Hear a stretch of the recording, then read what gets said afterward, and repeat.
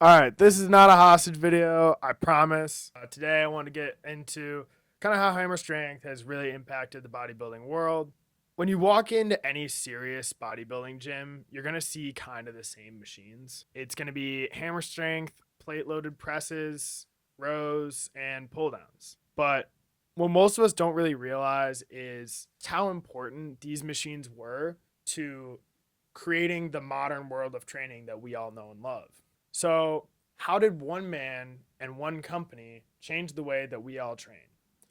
Up until the 1990s, there really wasn't that many good machines. There was the occasional Nautilus machine. Some people had access to cables, like you see in the old Arnold videos, him doing, cable rows and stuff like that. But for the most part, people were really just using free weights. Like it was all about barbells and dumbbells, like you would imagine. And this was just how things were up until one kid from Rhodesia changed everything.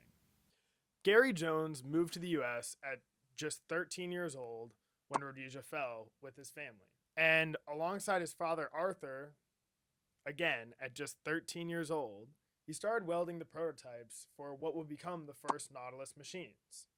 And he and his father worked on and off together. They had kind of a tenuous relationship, but he did work a lot with his father on Nautilus. And it ended up being very influential for the things that he would do later with hammer strength. However, by 1985, Nautilus had become basically one of the biggest fitness companies in the United States. From what I understand, it was basically at like a Nike level of popularity, which is kind of hard to fathom as someone who really wasn't around for Nautilus's prime. However, it was a massive company in 1985, and Gary was just frustrated with all the kind of fame and notoriety of it all, and he left to do something better. He decided to focus on plate-loaded machines and making them available to the average gym goer. This is something that was kind of a new concept at the time, as crazy as it sounds now, but basically most machines up until this point had been designed with professional bodybuilders in mind. Think of like the Nautilus pullover. This is something that Gary had been involved in. It's the famous Dorian Yates pullover. It's a great machine, but to the average person, it's kind of an awkward movement to have your arm all the way up like this, and it doesn't really feel natural. So he decided to use isolateral movements, right? So moving one arm independently of the other or one leg independently of the other, which helps with muscle imbalances, right? He improved ergonomics to make everything feel a lot more comfortable, which at the time was huge because most machines were extremely uncomfortable.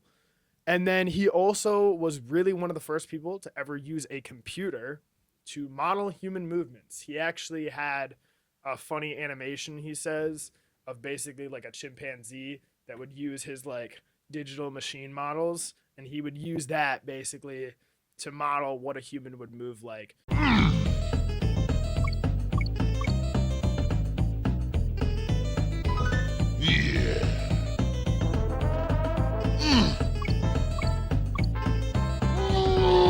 So that he could make the movement patterns a little bit more natural. And this is revolutionary because at the time, most people were really just using just free weights as the models. They were just like, okay, let's make a machine version of a bench press. And he thought, well, let's just make a machine version of the best press instead of just mimicking a bench press. And so he really was the first person to realize that people wanted machines that would feel good. You can maybe make a better machine, but nobody wants to use a machine the next week if it didn't feel good the first time they tried it. And so that's why for most beginners, hammer strength machines tend to be the best because you get on it, it's very straightforward, and the only real variable is seat height. And outside of that, you can really tune it in and just feel good right off the bat. And out of the box, it's really going to fit most people. Now, of course, we've already mentioned him, but you really can't talk about bodybuilding in the 90s without mentioning Dorian Yates. He's the most influential figure from that era, aside from, the late 90s Ronnie Coleman. So Dorian Yates brought a new level of size and definition to the stage that no one had really ever seen before. And he did this through low intensity, no nonsense training. And as I was making this video, I realized in a lot of ways, like Dorian Yates' training kind of mirrors how Gary Jones made machines. Like they're just super simple, logic based, and like no frills.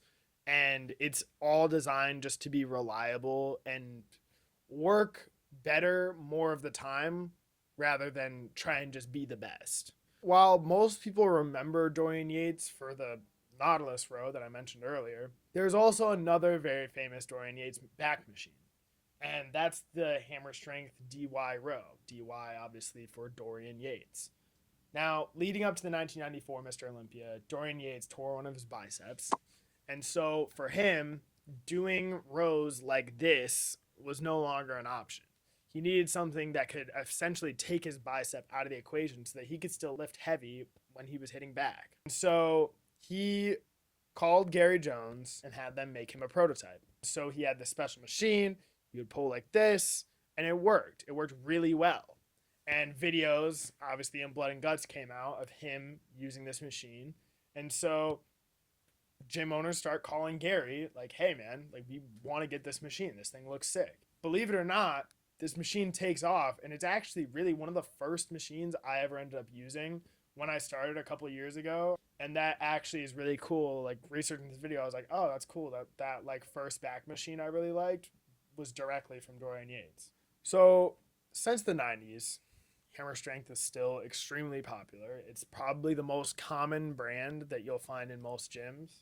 And there's a lot of reasons for this. They're great machines, but Gary Jones and Hammer Strength decided to do a lot of things that really help gym owners, and that's really how they've maintained their popularity for so long. We all go to the gym, right? And there's always like a machine that's out of order, right? And it's annoying, but it's very rarely going to be a Hammer Strength machine. Like they're built like tanks.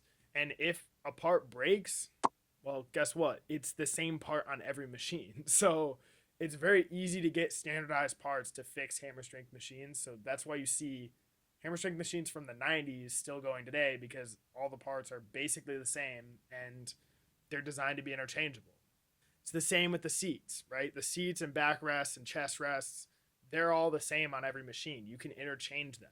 But they're really cool and they're very cost effective for gym owners, right? Like, as someone who obviously, my dream is to own a gym, you see these videos of gym owners talking about, hey, like, you have to get Hammer Strength at first because it's the only thing that you're going to be able to afford that will never break. Like, as cool as Panada machines are and as cool as Mega Mass machines are, there's so many moving parts, they can break very easily, and Hammer Strength just does not break. Going forward, Hammer Strength continues to refine what works and really try and maintain all of the good parts of their machines.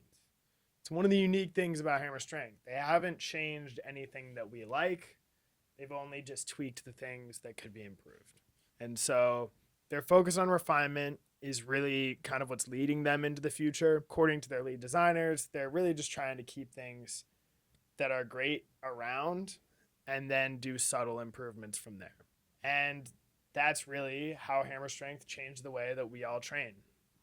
All right, so let me know what you guys thought about this video. It's obviously very different than what we usually do. We're trying to do more stuff like this. It's kind of something that I really enjoy. I'm kind of a nerd. It was a really fun process writing it and just doing all the research. I think, what's our next video on Rodrigo? I think we have a video we're going to do on Rich Piana.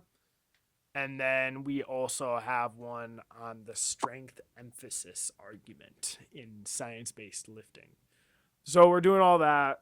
Let us know if you have any other videos you want us to make. Hit the notification button. Make sure you subscribe. There's going to be a lot of cool stuff coming. And we're still going to keep doing vlogs, but there's also going to be some stuff like this. Also, let us know in the comments. What should we call this?